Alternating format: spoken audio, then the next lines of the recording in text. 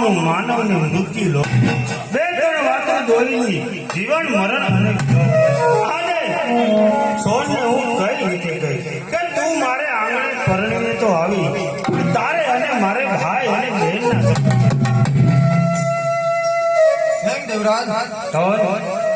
દેવરાજ દુઃખની વાદળી પૂરી થઈ અને સુખની વાદળી હવે આપણે શરૂ થઈ માટે આ તમારું મુખ આટલું બધું ઉદાસ કેમ છે?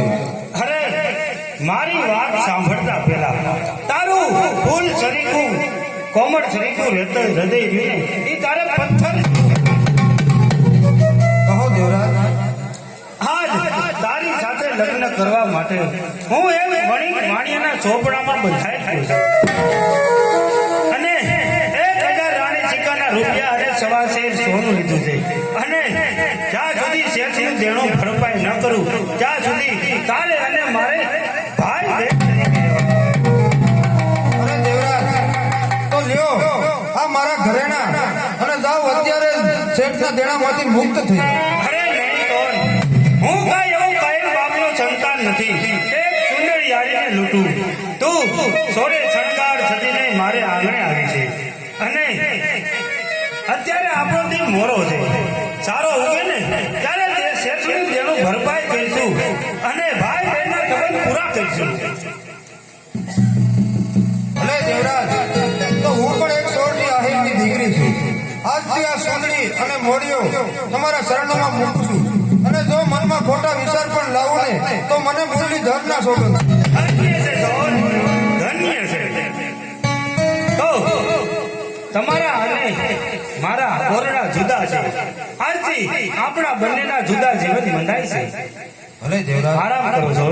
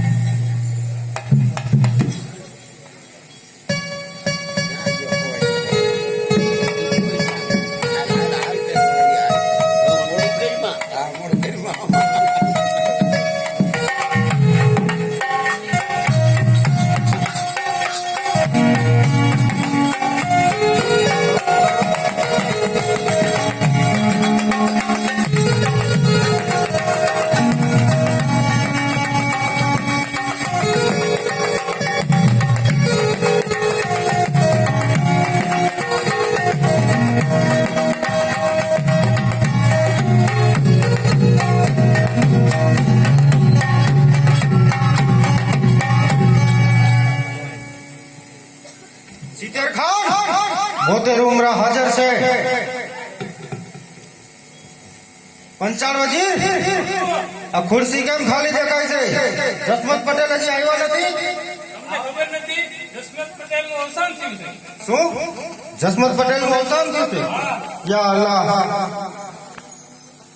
પણ પંચાણ વજીર એમનો કોઈ વારસદાર છે? એનો દીકરો દેવરાજ આહિર છે. તો જાઓ દેવરાજ આહિરને બોલાવો. નહીં, એને એમ બોલાવવાનો ન હોય, એને કાગળ લખી દેવો પડે અને મારે કાગળ લઈને જવું પડે તેનો. તારે જવું પડશે. હા,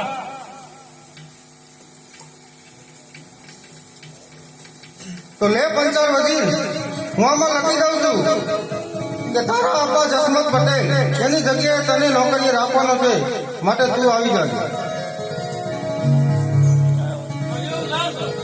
છોટે વજીર આજની કચેરી બરખાસ્ત કર.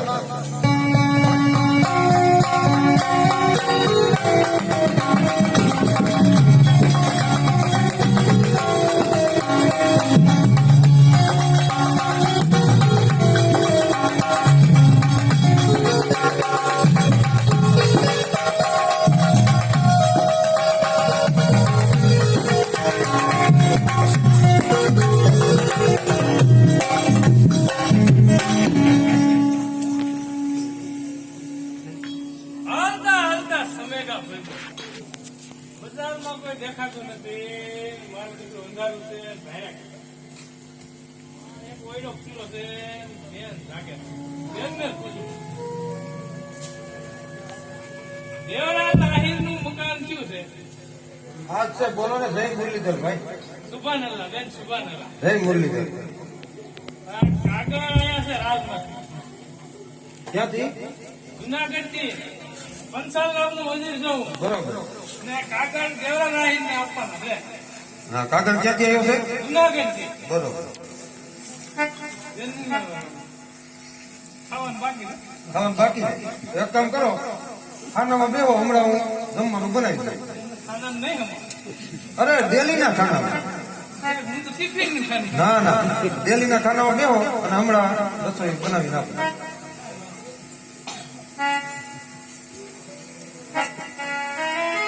ખરેખર જુનાગઢથી કોઈ બાબી સરકારના કાગળ આવ્યા છે અને દેવરાજને આપવાનું કીધું, પણ દેવરાજ તો એના ઓરડામાં છે અને અમારે ભાઈ બહેનના સંબંધ છે. તો હવે એના ઓરડામાં મારે કઈ રીતે જવું? માટે હે પ્રભુ, હે મુરલીધર, મારી લાજ રાખે.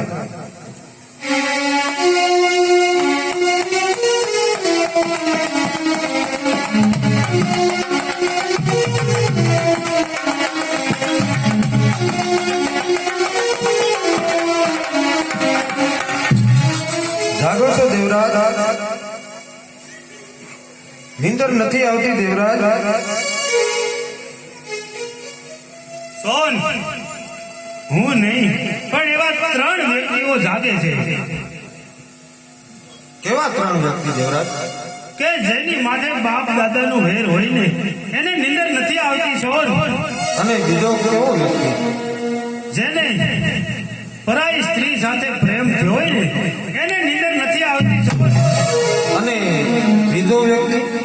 ત્રીજી નીંદર કે જેની માથે આવા અનોખા દેણા હોય એને નીંદર નથી આવતી. પણ એ તો કહે કે રાતના મધરાતના સમયે તું મારા ઓરડામાં શા માટે આવે?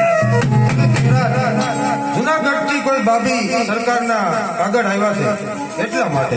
સોન, તો એ તમારા કોમળ મુખથી વાંચી સંભળાવો.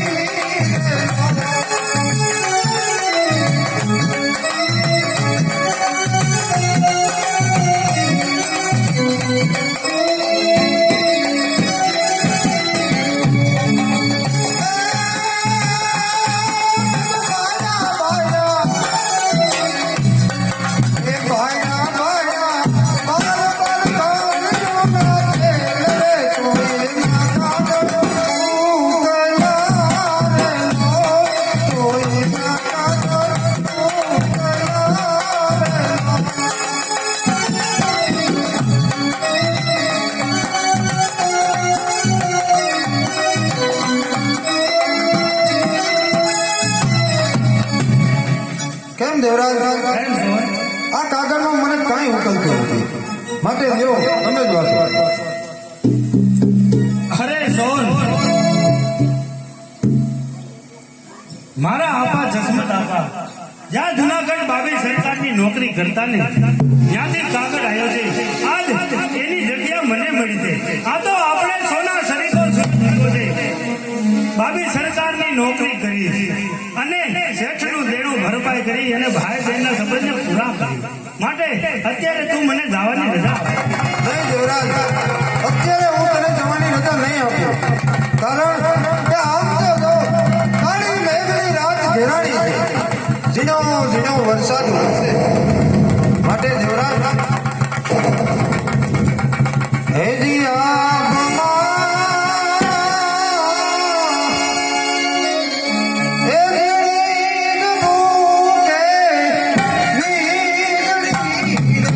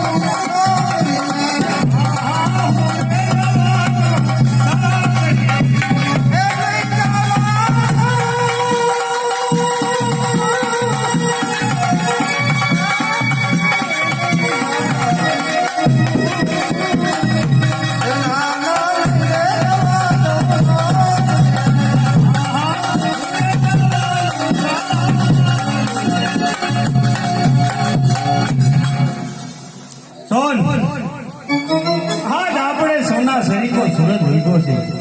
આજ આનંદનો દિવસ હોવો જોઈએ, પણ આ તારી આંખે આંસુ.